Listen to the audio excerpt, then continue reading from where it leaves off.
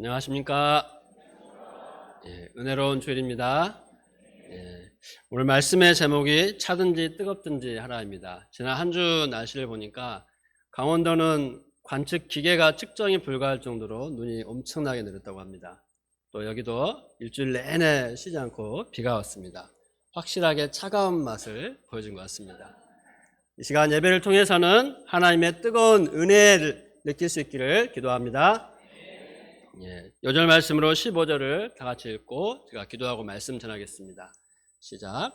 내가 내 행위를 아노니 내가 차지도 아니하고 뜨겁지도 아니하도다. 내가 차든지 뜨겁든지 하기를 원하노라. 사랑과 은혜가 풍성하신 하나님 아버지, 지난 한 주도 세상에서 지치고 피곤하고 죄악 가운데 연약하고 또 넘어지기를 잘하였던 저희를 긍휼히 여기사 예배의 자리로 인도하여 주셔서 감사합니다. 이 시간 예배를 통하여서 저에게 말씀을 주시고 말씀으로 말미암아 저희의 하나님을 향한 사랑이 다시 뜨겁게 타오를 수 있는 시간 되게 하여 주시기를 기도합니다. 오직 하나님의 말씀만이 저희 심령에 풍성하게 또 인격적으로 역사할 수 있도록 은혜를 더하여 주시옵소서. 모든 말씀을 감사하며 예수님의 이름으로 기도드렸습니다. 아멘. 우리가 학교 다닐 때 시험을 보면 성적표로 우리가 얼마나 공부를 했는지 드러납니다. 또 검진을 받으면 우리가 평소에 어떻게 생활을 했는지 우리의 생활을 돌아볼 수가 있습니다. 이를 통해서 나의 현재 모습을 알 수가 있습니다. 아시아의 7교회는 주님이 사도 요한을 통해 주신 편지로 자기들의 모습이 어떠한지 적나라하게 알 수 있었습니다. 오늘 마지막으로 살펴볼 세 교회도 그렇습니다. 빌라델비아 교회는 서머나 교회와 함께 주님께 칭찬만 받았습니다. 사대 교회는 살아있다 하는 이름을 가졌으나 실제로는 죽었다고 책망을 받았습니다. 라오디게아 교회는 차든지 뜨겁든지 하라는 책망을 받았습니다. 칭찬도 좋지만 우리는 다들 칭찬만 받기 원합니다. 그러나 사랑하시기 때문에 책망의 말씀도 주십니다. 새 교회에 보내신 편지를 통해 주님은 우리에게도 사랑이 가득 담긴 책망의 말씀을 주십니다. 오늘 말씀을 통해 우리 주님의 책망의 말씀을 달게 받고 회개하여 주님이 기뻐하시는 자녀요 교회로 굳게 설 수 있기를 기도합니다. 첫째로 사대 교회에 주시는 말씀입니다. 1절에서 6절 말씀입니다. 1절 후반절 말씀을 보십시오. 내가 내 행위를 아노니 내가 살았다 하는 이름을 가졌으나 죽은 자로다. 하나님께서 보신 사대 교회의 모습입니다. 사대 교회는 살았다 하는 이름을 가졌습니다. 겉으로 보면 꽤 괜찮은 교회였다는 것입니다. 요즘으로 치면 지역을 위해서 봉사활동도 열심히 하고 또 어려운 사람들을 돕는 유익한 프로그램도 있었을 것입니다. 교회 안에도 여러 가지 행사가 바쁘게 돌아가고 성경 공부도 아주 열심히 하고 성도들도 예배와 각종 모임에 빠짐없이 참석하여 열심히 동참을 했습니다. 얼른 보면 아무런 문제가 없는 아주 모범적이고 훌륭한 교회 같습니다. 그런데 놀랍게도 하나님은 그렇게 보지 않으셨습니다. 너는 죽은 자다. You are dead. 좀 충격적인 말씀입니다. 사대 교회가 영적인 생명력을 잃고 죽은 자가 되었다는 것입니다. 왜 그렇게 되었을까요? 이 사대 지방은 로마 황제 숭배가 거의 없는 지역이었습니다. 또 교회를 위협하는 이단도 없었습니다. 그곳은 예로부터 금이 많이 나는 곳이어서 물질적으로 아주 풍요로웠습니다. 이런 곳이 신앙생활하기에 얼마나 좋아 보입니까? 그러나 돈이 넘치다 보니 사대는 쾌락과 향락의 문화가 도시 전체에 가득하게 되었습니다. 에베소의 아데미 신전과 맞먹는 거대한 이 시벨레 여신, 대지와 풍요의 여신인데 이 신전이 있어서 우상 숭배와 음행이 극심했습니다. 핍박도 없고 이단도 없고 물질적으로도 풍요로우니 영적인 갈급함이 사라졌습니다. 처음에는 하나님의 은혜를 간절히 사모하는 마음으로 뜨겁게 예배를 드리고 성경을 읽고 또 나를 세워가며 간절히 기도를 했을 것입니다.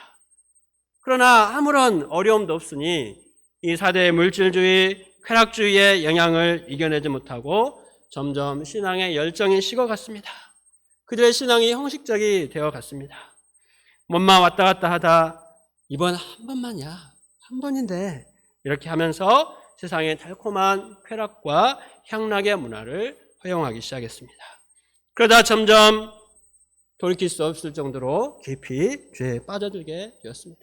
급기야 4대에 널리 퍼진 우상 숭배와 음란 문화에도 빠져들었습니다. 이러한 4대 교회는 마치 서서히 끓는 그릇 안에 있는 개구리와 같았습니다. 서서히 올라가는 물 온도에 적응하고 문제의식 없이 지내다가 마침내 펄펄 끓는 물에 죽은 개구리처럼 4대 교회는 4대의 죄악된 문화 속에 죽은 자가 되었습니다. 참으로 안타깝고 무서운 일이 아닐 수 없습니다. 우리도 신앙생활 하면서 가장 무서운 것이 바로 이런 것입니다. 아무런 긴장감도 없고 문제의식도 없고 특별히 십자가도 사명도 없습니다. 복음에 대한 감격과 열정도 어느새 잃어버리고 없습니다. 그러니 아무리 은혜로운 말씀을 들어도 은혜를 받지 못합니다. 아무리 무서운 심판의 말씀을 들어도 마음에 전혀 찔림이 없습니다. 머문 예배를 와서 이렇게 예배를 드리고 있는데 또 이것저것 열심히 하고 있는 것 같은데 거기에 마음이 전혀 담겨 있지 않습니다. 영혼이 없습니다. 그러면서 실제 삶은 세상의 가치관과 세상 죄에 얽매여 살아갑니다. 이것이 바로 영적으로 죽어있는 상태입니다. 죽은 사람은 아무런 반응이 없습니다. 박제된 호랑이는 겉으로 아무리 무섭고 그럴듯하게 보여도 이미 죽어서 껍데기만 남은 장식 용품에 불과합니다. 과거 영국을 비롯한 유럽의 교회들은 청교도들이 일어나고 전 세계 각지에 많은 선교사들을 파송하는 살아있는 교회였습니다. 한국에 최초로 선교사로 와서 순교한 토마스 선교사도 아버지가 목사님입니다. 이들은 아들을 한국에 선교사로 보내놓고 온 교회 교인들이 간절히 기도했습니다.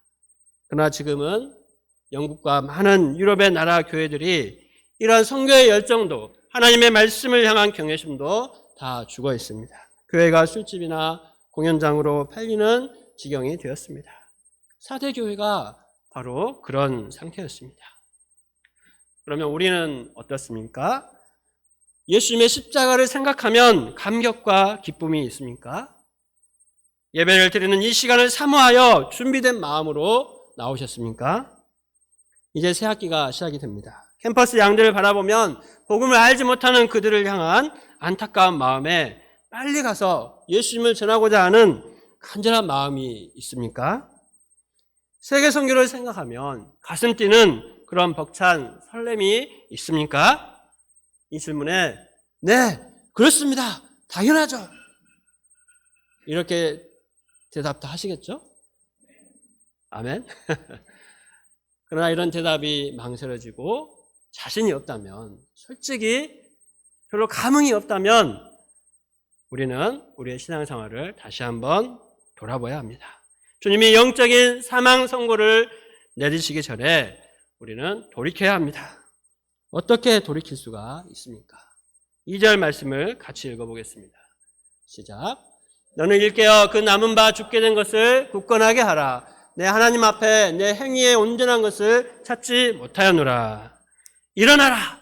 Wake up. 주님은 4대 교회를 향해 일어나라고 말씀하십니다. 영적인 잠에서 깨어나라고 명령하십니다. 일어나서 그 남은 바 죽게 된 것을 굳건하게 하라고 말씀하십니다. 불행 중 다행인 것은 다 죽은 것 같은 4대 교회에 아직 남은 것이 있었습니다. 그 남은 것마저 없었다면 하나님은 4대 교회를 아예 돌아보지도 않으셨을 것입니다. 책망도 하지 않으셨을 것입니다. 그러나 주님이 그들을 책망하시는 것은 아직 그들에게 살아날 소망, 작은 불씨가 있기 때문이었습니다. 그들에게 남아있는 것이 무엇이었습니까? 4절을 보십시오. 그러나 4대에 그 옷을 더럽히지 아니한 자 몇 명이 내게 있어 흰옷을 입고 나와 함께 다니리니 그들은 합당한 자인 용고라. 4대 교회는 아직 믿음이 있는 사람, 복음의 감격이 살아있고 전심으로 이 복음을 전하고자 하는 소수의 살아있는 믿음의 사람들이 남아 있었습니다. 이들처럼 살아있으려면 어떻게 해야 합니까? 3절 말씀을 다 같이 읽겠습니다. 시작. 그러나 내가 어떻게 받았으며 어떻게 들었는지 생각하고 지켜 회개하라. 만일 일깨지 아니하면 내가 도둑같이 이르르니 어느 때에 내게 이르는지 알지 못하리라. 그들이 처음 복음을 듣고 은혜 받았던 것을 생각하고 회개하라고 말씀하십니다. 이를 보면 사대 교회는 처음에는 누구보다 뜨거운 복음의 감격과 기쁨이 있었던 교회였습니다. 그 복음의 감격 위에, 복음을 믿는 믿음 위에 사대 교회가 세워졌습니다. 그들에게 필요한 것은 전혀 다른 새로운 것이 아닙니다. 이 처음 들었던 복음의 감격을 다시 회복하는 것입니다. 우리도 마찬가지입니다. 우리가 항상 복음의 감격과 기쁨에 젖어서 살아갈 때 우리도 살아있는 신앙생활을 할 수 있습니다. 이 살아있는 신앙을 위해서 우리는 날마다 죄에 넘어진 연약한 나의 모습을 회개하고 예수님의 십자가와 부활의 복음을 붙들어야 하겠습니다. 지난주 금요 기도회 때 한충신 목사님이 이러한 말씀을 했습니다. 미국 교회가 쇠퇴하던 시기에 나타난 현상이 있었는데 그것은 설교자들이 성도들의 이 세상에서 지치고 피곤하고 힘든 삶을 너무 잘 이해할 때였다고 했습니다. 너무나 힘들고 어렵게 살다가 주일이 되면 이 예배 드리러 오는 성도들을 볼 때 다른 말을 할 수가 없다는 겁니다. 그저 위로하고 고생했다 하면서 듣기 좋은 그런 메시지를 전했다고 했습니다. 위로받고 부담 없는 말씀을 들을 때는 얼마나 좋습니까? 그러나 십자가와 부활이 없는 좋은 말만 듣다 보니 교회와 성도들은 복음을 잃어버렸습니다. 결국 세상을 이겨내지 못하고 세상에 동화되어 죽은 자와 같이 되었습니다. 그래서 지금 많은 미국의 교회들이 문을 닫고 성도들이 엄청나게 줄어들고 있는 그런 통계가 객관적으로 많이 나오고 있습니다. 이것은 무엇을 말해줍니까? 우리가 아무리 힘들어도 원색적인 복음의 메시지를 듣고 복음을 붙드는 것만이 살아있는 길이라는 것입니다. 우리 자신과 가정과 또 양들과 우리 교회를 살아있게 하는 힘은 많은 사람, 이 건물, 또 우리의 많은 헌금, 많은 프로그램 이런 것이 아닙니다. 우리가 처음에 들었던 복음입니다. 우리 모임이 이제 63년이 되었습니다. 지난 63년 동안 하나님께 우리가 쓰임받을 수 있었던 이유도 바로 십자가와 부활의 복음을 붙들었기 때문입니다. 우리가 처음부터 이렇게 좋은 건물이 있었던 것이 아닙니다. 이렇게 많은 사람이 있었던 것이 아닙니다. 배사라 선교사님과 고이사무엘 선교사님 그리고 6, 7명의 대학생들이 전부였습니다. 허름한 2층 건물을 세내어 거기서 날마다 열심히 모여서 성경을 공부하고 부르짖어 기도하고 복음을 붙들고자 투쟁했습니다. 그 복음을 열심히 또 다른 학생들에게 가서 가르치고 전했습니다. 하나님께서 이처럼 복음을 붙들며 살고 복음을 전하고자 몸부림치는 소수의 살아있는 믿음의 사람들을 통해서 지금까지 수많은 영혼들을 살리는 생명의 역사를 이루는데 저희를 사용하여 주셨습니다. 지금 우리는 무엇을 붙들고자 합니까? 세상 사람들처럼 높은 학점, 좋은 직장, 넉넉한 통장 잔고, 좋은 차, 좋은 집, 이상적인 배우자, 건강, 안정된 노후, 또 자녀들이 좋은 학교 들어가고 세상적으로 잘 되는 거 다 좋습니다.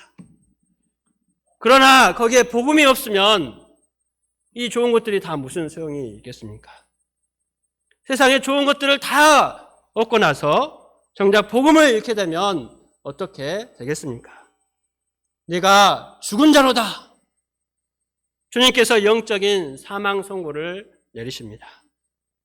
우리가 영적으로 죽지 않고 살아있으려면 어떻게 해야 합니까?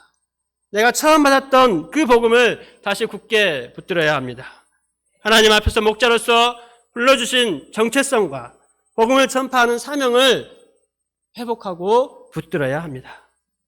이것을 감당하기 위해서 몸부림치는 영적인 투쟁을 해야만 합니다. 우리 광주센터는 UBF가 시작된 곳입니다. 우리는 여기에 엄청난 자부심이 있습니다. 그런데 이 크고 넓은 센터에 1대1하는 사람이 없고 모임을 해도 나오는 사람이 많지 않고 그렇게 점점 사대교회처럼 쇠하여 간다면 얼마나 슬프고 비참한 일이겠습니까? 그러므로 우리가 깨어나야겠습니다. Wake up! 일어나라! 일어나서 기도하러 나오고 캠퍼스에 복음 전하러 나가야겠습니다. 피곤하고 힘들지만 일어나서 모임에 와서 함께 찬양하며 하나님의 말씀을 들어야 합니다. 양들과 자녀들과 선교사님들을 위해서 다 같이 일어나서 기도해야 합니다. 가끔 영화나 드라마를 보면 산속에서 전화를 당해서 이제 너무 춥고 피곤하고 배고프고 지쳐서 잠이 들려고 합니다. 그럼 옆에서 친구가 어떻게 합니까? 야, 잠자면 안 돼. 자면 죽어! 일어나! 하면서 막 뺨을 때리고 몸을 거치게 흔들면서 잠을 못 자게 막 흔들어 깨웁니다. 힘들다고 거기에서 잠들어 버리면 죽기 때문입니다. 우리도 영적인 안일과 잠에 빠져서 죽지 않도록 우리 자신을 먼저 깨워야 합니다. 또 옆에 잠들어 있는 동역자들이 있다면 피곤하겠다. 푹 자라. 이거는 죽이는 길입니다. 살리려면 뺨을 때리고 흔들어 깨워서 일어나게 해야 합니다. 그것이 진정으로 나를 사랑하고 동역자들과 양들과 자녀들을 사랑하는 길입니다. 우리가 다시 복음을 붙들도록 도전해야겠습니다. 이를 통해 우리가 살아있는 믿음의 사람이 되고 살아있는 교회가 되어서 하나님께 쓰임받을 수 있기를 기도합니다. 다음은 빌라델비아 교회를 향하여 주시는 말씀입니다. 7절로 13절 말씀입니다. 빌라델비아 지역은 당시에 작은 아테네로 불릴 만큼 우상이 정말 많았습니다. 특히 유대인들이 많이 이주하여 살았습니다. 9절을 보면 이 유대인들을 가리켜서 사탄의 회당이다라고 했습니다. 그만큼 유대인들은 예수 그리스도와 또 이 주님을 믿는 신자들을 무섭게 핍박을 했습니다. 또 빌라델비아 지방은 지진이 자주 일어나서 굉장히 불안한 지역이었습니다. 실제로 AD 17년에 이 대지진으로 완전히 파괴되었습니다. 그랬던 것을 로마 황제 티베리우스가 재건을 해주었습니다.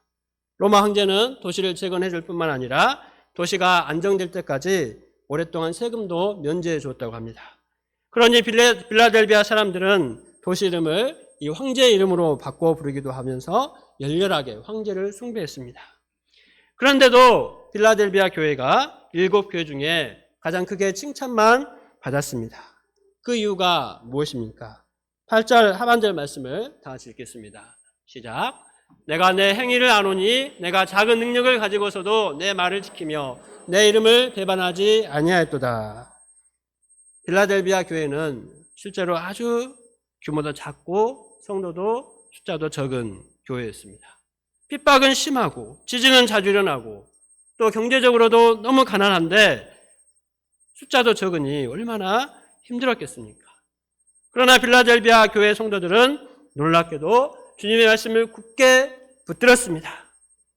주님의 이름을 결코 배반하지 않았습니다. 어떻게 그렇게 할 수가 있었을까요? 그것은 그들이 주님을 뜨겁게 사랑했기 때문입니다. 말씀을 사랑했기 때문입니다. 그들은 하나님의 말씀을 생명선으로 여겼습니다. 힘들면 힘들수록 더욱더 강력하게 하나님의 말씀을 붙들었습니다. 힘들수록 더욱더 간절하게 부르짖어 기도했습니다. 10절 상반절도 보십시오. 내가 나의 인내의 말씀을 지켰은즉. 그들은 인내의 말씀을 지켰습니다. 그들은 많은 시련과 핍박 가운데서도 끝까지 참았습니다. 인내했습니다. 언젠가 다시 오실 주님을 소망하며 참고 또 참았습니다. 이런 점에서 사대교화는 선명하게 대조가 됩니다. 사대교회는 모든 조건이 더할 나위 없이 다 좋은데 영적으로는 사망 선고를 받은 죽은 자들이었습니다. 반면 빌라델비아는 모든 조건이 다 열악한데 영적으로 살아있었습니다. 주님의 칭찬을 받았습니다. 이를 볼 때 외적인 조건이 영성을 좌우하는 것이 아님을 알 수 있습니다.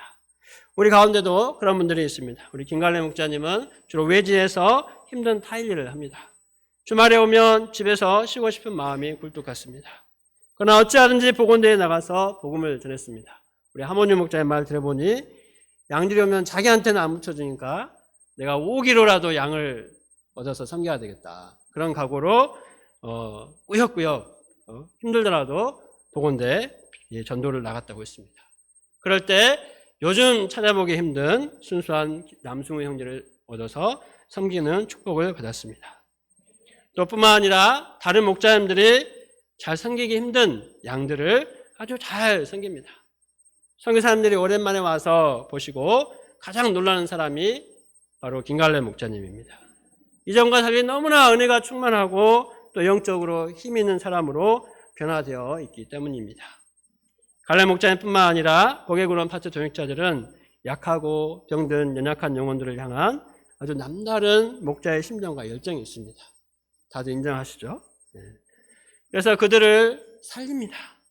또 동역자 숫자도 가장 적은 파트였는데 예수님의 마음을 품고 인내하며 믿음을 지키고 헌신을 할 때 지금은 동역자 숫자도 많이 늘어났습니다. 소망스러운 양들이 아직 어리긴 하지만 제자로 성장하는 은혜로운 파트가 되었습니다. 이처럼 작은 능력을 가지고도 충성을 다하는 교회에 주시는 하나님의 축복이 무엇입니까? 8절 상반절을 보십시오. 같이 한번 읽어보겠습니다. 시작. 볼지어다 내가 내 앞에 열린 문을 두었을 때 능히 닫을 사람이 없으리라. 하나님께서 하늘의 문을 활짝 열어서 축복을 쏟아부어 주신다고 하십니다. 그 사람이 세상에서 아무리 모든 것이 풍족해도 하나님께서 하늘 문을 닫아버리시면 가장 불행한 사람입니다. 그러나 다 없어도 하나님께서 그 사람 위에 하늘 문을 여시고 쏟아 부어주시면 그 사람은 가장 풍족하고 행복한 사람입니다. 7절에서 주님은 말씀하십니다.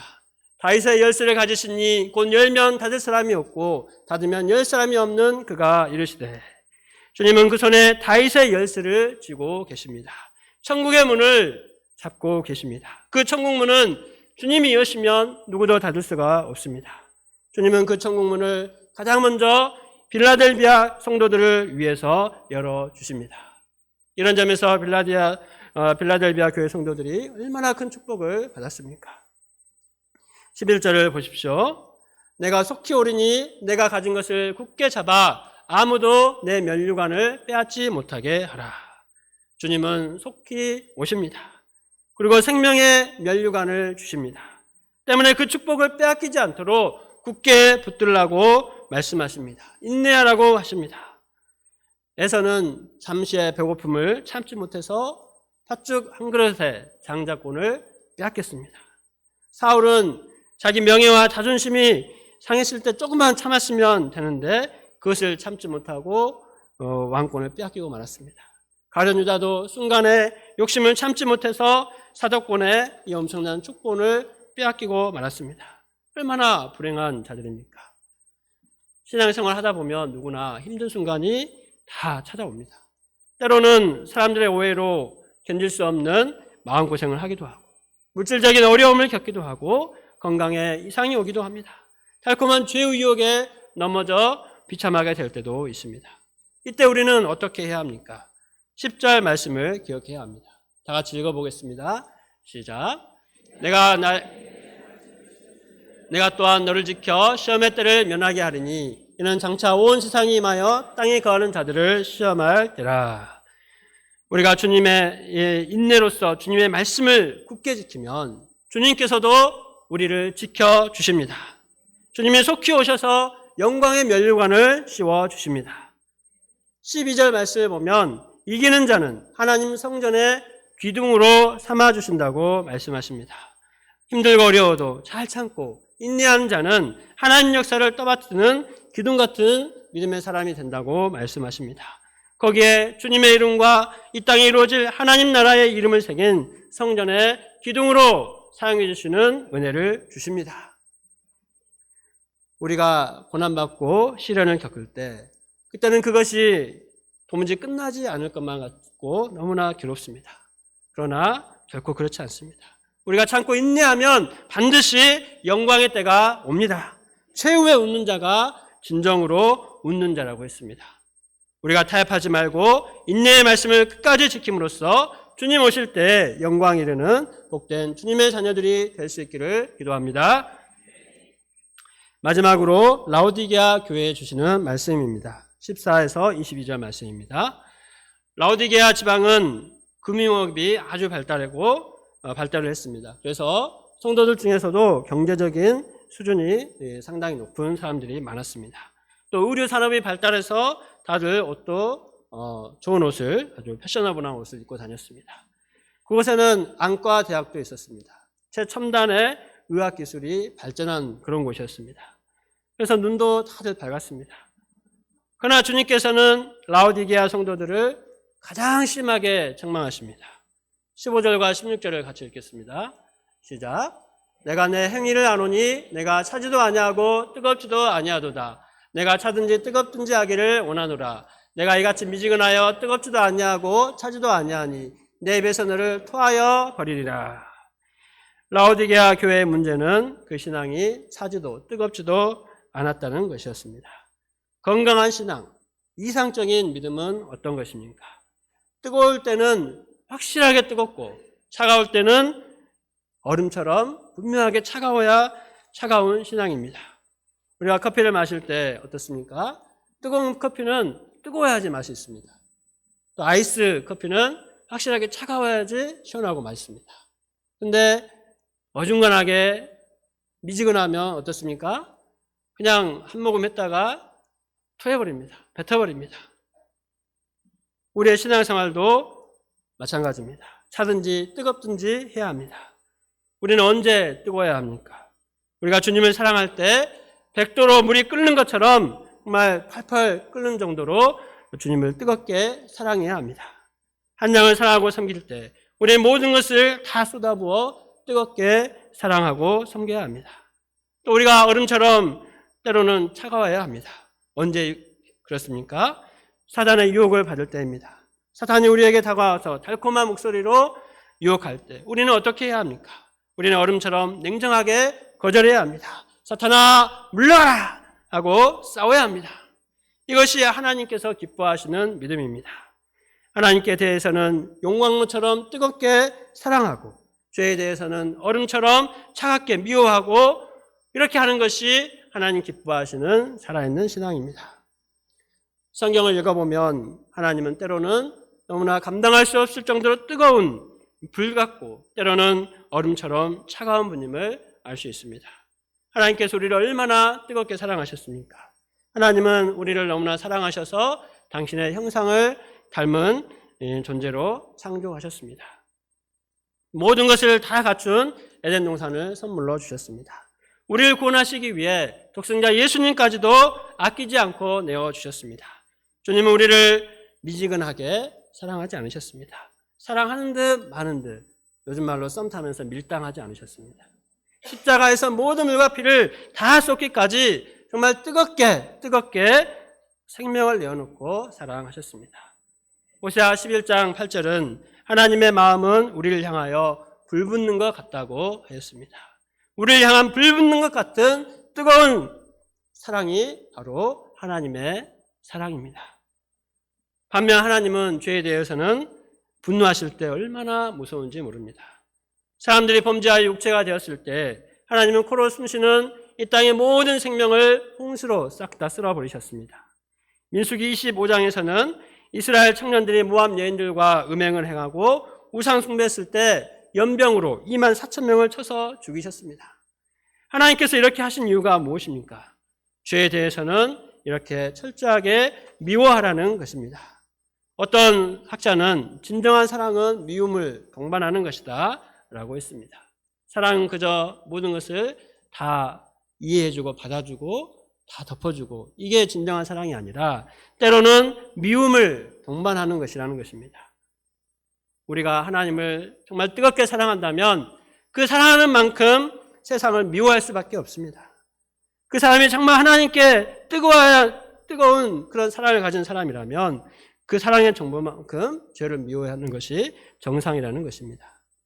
우리는 자신의 모든 것을 내어주신 주님의 뜨거운 사랑처럼 마음과 뜻과 성품을 다해서 불같이 주님을 사랑해야겠습니다. 또 죄에 대해서는 그렇게 미워하신 하나님을 본받아서 차갑게 싸워야겠습니다. 그런데 라오디게아 성도들은 도무지 차지도 뜨겁지도 않았습니다. 하나님을 사랑하는 것도 아니고 죄를 미워하는 것도 아니었습니다. 이러도 흥 저래도 흥 좋은 것이 아닌가 하며 매사에 적당히 살았습니다. 세상에서는 이런 사람들을 정말 좋아합니다. 융통성이 있고 또 만한 데가 없고 그래서 참 좋다고 합니다.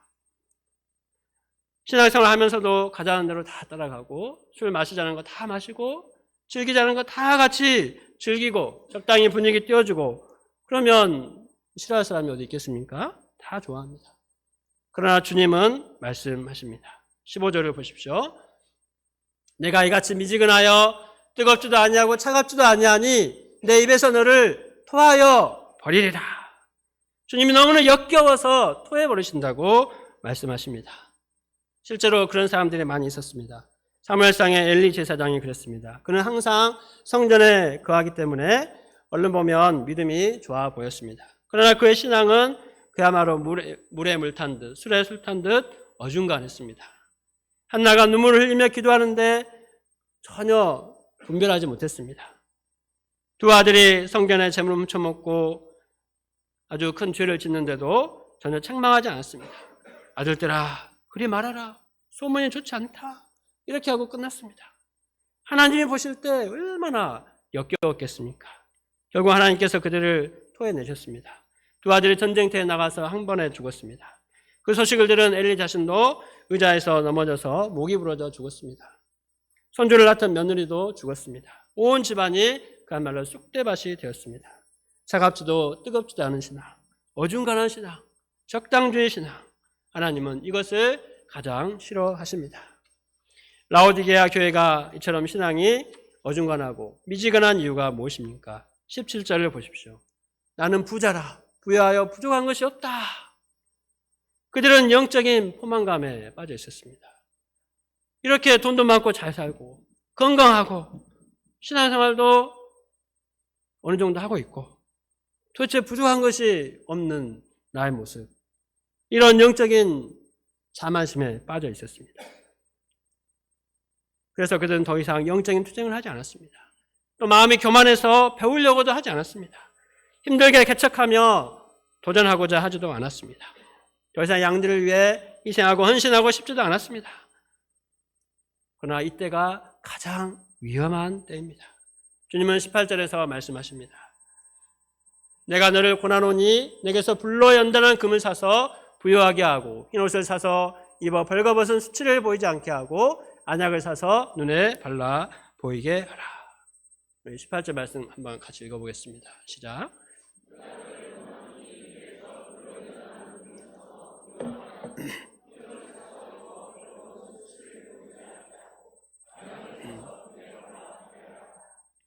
세상의 재물이 아니라 순금 같은 믿음을 갖고 영적인 재산을 쌓으라고 합니다. 화려하고 비싼 옷이 아니라 예수 그리스도를 믿는 믿음의 옷을 입으라고 하십니다. 눈이 좋다고 자랑하지 말고 말씀의 안약을 발라서 영적인 분별력을 가지라고 하십니다. 19절 말씀도 같이 읽겠습니다. 시작. 물은 내가 사랑하는 자를 책망하여 징계하노니 그러므로 내가 열심을 내라 회개하라. 주님은 우리가 미지근한 신앙생활을 회개하고 열심을 가지고 헌신하기 원하십니다. 어중간하게 살지 말고 적당하게 살지 말고 철저히 회개하고 복음에 대한 절대성을 회복하도록 명하십니다. 영적인 것에 대해서 확실하게 쏟아붓고 죄악된 것에 대해서는 냉정하게 끊어내기를 원하십니다. 그래야 하나님께도 영광이 되고 라오디게아 성도들도 또 우리도 살아날 수 있습니다. 20절을 보십시오. 볼지어다 내가 문 밖에 서서 두드리노니 누구든지 내 음성을 듣고 문을 열면 내가 그에게로 들어가 그와 더불어 먹고 그는 나와 더불어 먹으리라.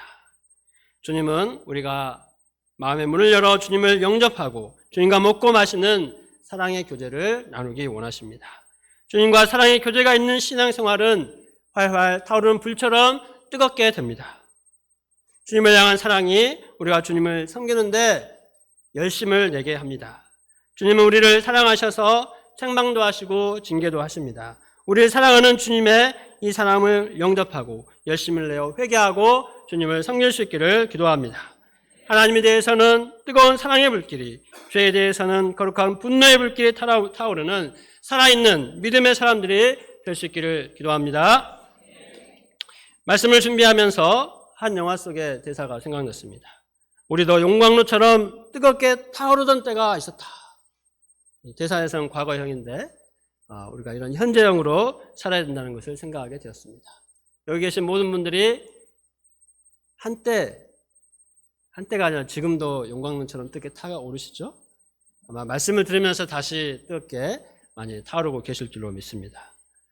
저도 뜨거운 마음으로 하나님을 사랑하며 맡겨주신 복음전도의 사명을 감당하며 신앙생활을 했습니다. 하나님과 교회를 사랑하는 마음이 불붙는 것 같아서 시골에서 고생하는 부모님과 저를 위해 많은 것을 희생한 동생들의 기대를 뒤로하고 군대 제대 후에 풀타임 목자로 헌신하게 되었습니다. 먼지가 쌓인 교회 곳곳을 청소하며 캠퍼스 모임을 다시 이루고 전도에 힘썼습니다. 교회를 건축할 때 장교 생활하며 저축한 물질을 건축 헌금으로 드리고 봉사 현장에 상주하며 목자님들을 도와 허된 일을 하면서 건축 역사에 동참했습니다. 동시에 캠퍼스에도 부지런히 나가 전도하고 양들의 1대1과 모임에 초청을 했습니다. 하나님의 은혜로 가정을 이룬 후에는 선배 목자님들처럼 승리 목자님은 특히 그런 열심이 많아서 적극적으로 가정을 오픈하고 이 동역자들과 양들을 초청하여 생겼습니다. 그때 물질을 계산하지 않고 아낌없이 생겼습니다. 그러나 이렇게 외적으로 열심히 섬기기만 하다 보면 어느새 영적으로 고갈되고 지치기도 했습니다. 수고한 것에 비해 제자 양성이나 나의 신앙의 열매가 나타나지 않아 낙심하기도 하였습니다. 하나님은 이런 저의 마음에 하나님의 사랑을 더욱 뜨겁게 타오르도록 은혜를 주셨습니다. 철저히 죄를 회개하도록 하시고 예수님의 십자가 사랑을 깊이 부어주시는 은혜를 주셨습니다. 나의 영이 예수님의 십자가 조상과 구원의 은혜로 충만할 때 어떤 힘든 사람도 영접하고 섬길 수 있는 사랑의 목자로 변화되는 기적을 체험을 했습니다.